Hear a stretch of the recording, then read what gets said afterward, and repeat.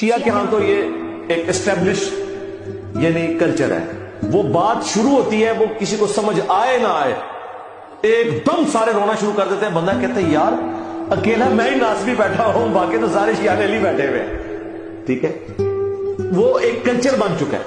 حالانکہ ان میں سے آپ پوچھیں کتنے لوگ ہیں جو نماز پڑھتے ہیں, اور حالت یہ ہے کہ جن دو شخصیات کے اوپر پورے کا پورا مسئلہ کھڑا کیا ہوا ہے وہ دونوں اللہ کے ساتھ کمٹمنٹ کی وجہ سے شہید ہوئے ہیں.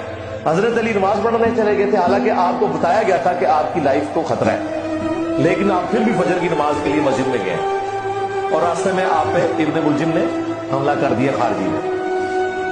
حسین ابن علی بھی نماز کی حالت میں تیر چلائے گئے کربلا میں.